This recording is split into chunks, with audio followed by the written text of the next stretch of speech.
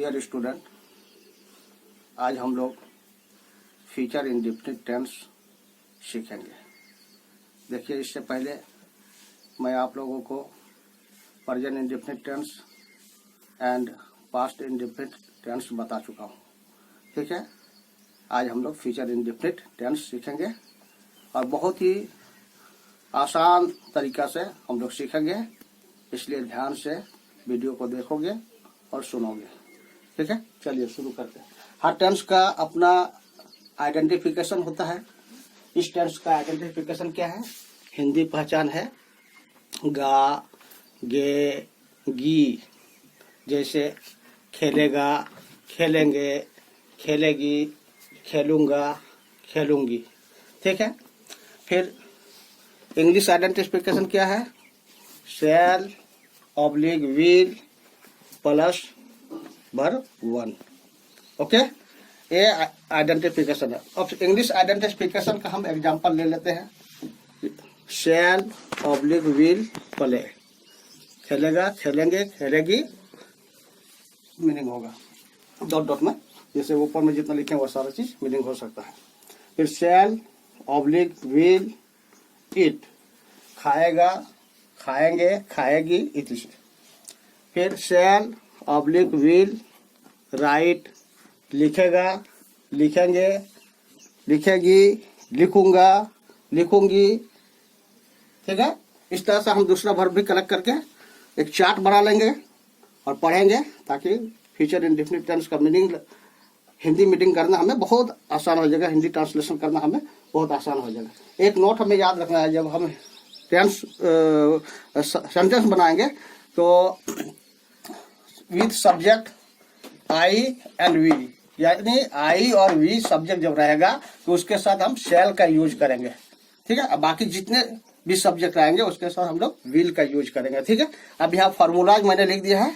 Positive sentence का formula होता है subject plus shall oblique will plus verb one plus object. उसी तरह से नेगेटिव सेंटेंस का फॉर्मूला होता है subject plus shall oblique will plus not plus verb one plus object. Next interrogative sentence का फॉर्मूला होता है question word plus shall oblique will plus subject plus not. अगर हम इंट्रोगेटिव में नेगेटिव बनाएंगे तो नॉट, अन्यथा अदरवाइज नॉट को नहीं रखेंगे, plus verb one plus object और लास्ट में क्वेश्चन वर्ड लगा, क्वेश्चन मार्क लगा देंगे। ओके,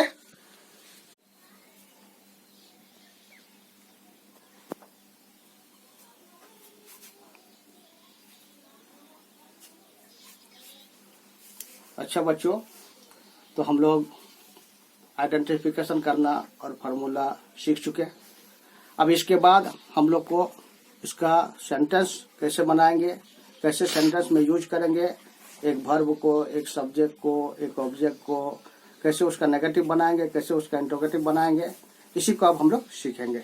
ठीक है, तो मैं बता दिया हूँ। यहाँ पर देखिए एक चार्ट भी दे दिया हूँ, सब्जेक्ट का चार्ट, यहाँ पर वर्ब का चार्ट देख लीजिए, ये वर्ब का चार्ट है, यहाँ पर ऑब्जेक्ट का चार्ट है। ठीक है, इसको ध्यान में रखते हुए हम लोग फार्मूला हम लोग बता भी दिए हैं, फार्मूला सीख चुके हैं।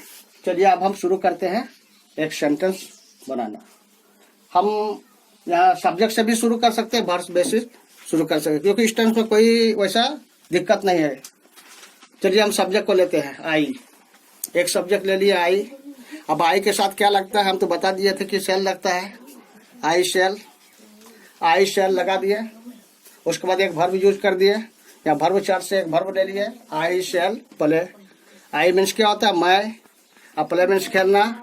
लेकिन यहाँ हम लोग जो एग्जाम्पल पढ़े थे वो एग्जाम्पल में क्या था? शैल विल प्ले, खेलेगा, खेलेंगे, खेलेगी, खेलूंगा, खेलूंगी, तो उसी हिसाब से मीनिंग होगा। तो आई शैल प्ले, मैं खेलूंगा। ठीक है, यहाँ सब्जेक्ट है आई और वर्ब उसी हिसाब से फिट हुआ है। ठीक है, अब उसका नेगेटिव बनाते हैं। तो नेगेटिव बनाने के लिए हम लोग क्या करेंगे? शैल के बाद नॉट लगा देना है। आई शैल नॉट प्ले, मैं नहीं खेलूंगा। बहुत आसान है, खाली यहाँ आई शैल प्ले लिखा हुआ है। नेगेटिव कैसे बनाएंगे? शैल के बाद नॉट लगा दो, आई शैल नॉट प्ले, मैं नहीं खेलूंगा। ठीक है, फिर इंट्रोगेटिव कैसे बनाएंगे वो तो और आसान है। देखिए यहाँ आई शैल प्ले जो लिखा हुआ है, इस शैल को खाली सब्जेक्ट से यहाँ ले आओ। शैल I play, shell I play, क्या मैं खेलूंगा, खाली यहाँ हो जाएगा शुरू में क्या। मैं खेलूंगा का मीनिंग जो है उसके पहले क्या लग जाएगा, क्या मैं खेलूंगा। शैल आई प्ले, क्या मैं खेलूंगा।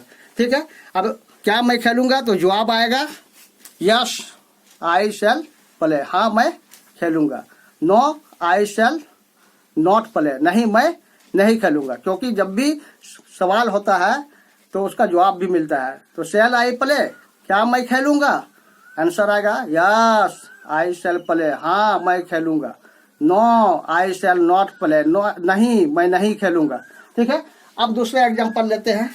हम इस चार्ट से एक वर्ब को उठाते हैं या सब्जेक्ट को उठाते हैं, सब्जेक्ट वाले चार्ट से। तो चलिए हम यहाँ क्या उठाए, ही उठा लिए हैं। इस चार्ट से ही ले लिए हैं। फिर यहाँ से हम गिव ले लिए हैं, गिव। अब विल लगेगा क्योंकि यहाँ हम एग्जांपल में सीख चुके हैं शैल will play, shell will write, इस तरह सबको लिखना है। तो ही के बाद विल लगता है, ही विल। फिर एक वर्ब ले लिया गिव, ही मीन्स वह होता है और गिव मीन्स देना होता है। तो ही वह और गिव मीन्स देना, तो देगा होगा।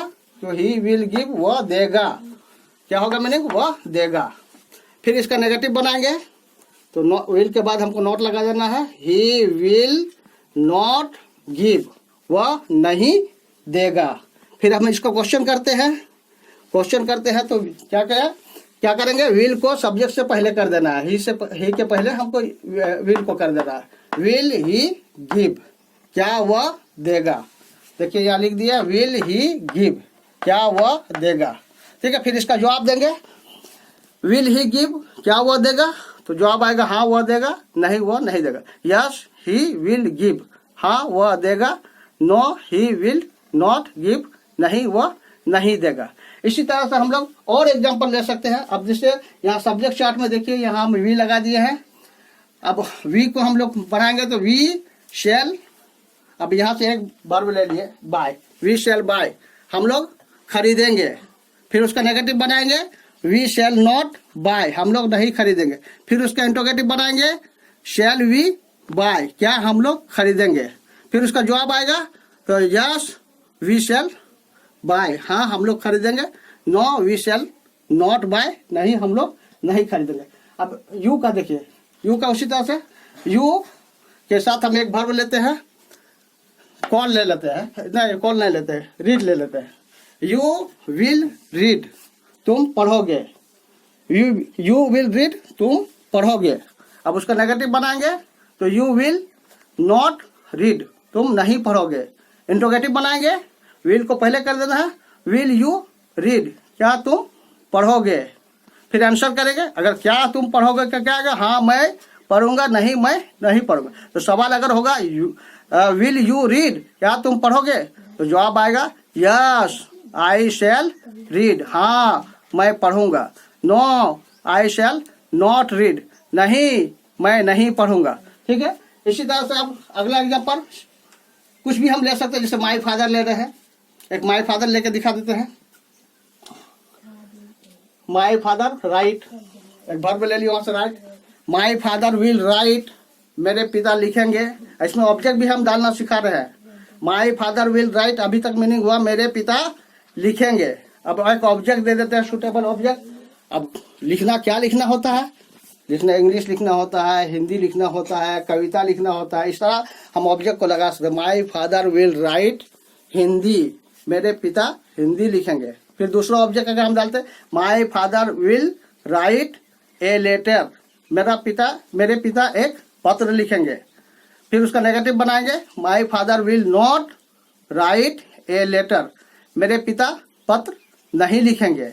फिर इंट्रोगेटिव करेंगे, will my father write a letter, क्या मेरे पिता पत्र लिखेंगे।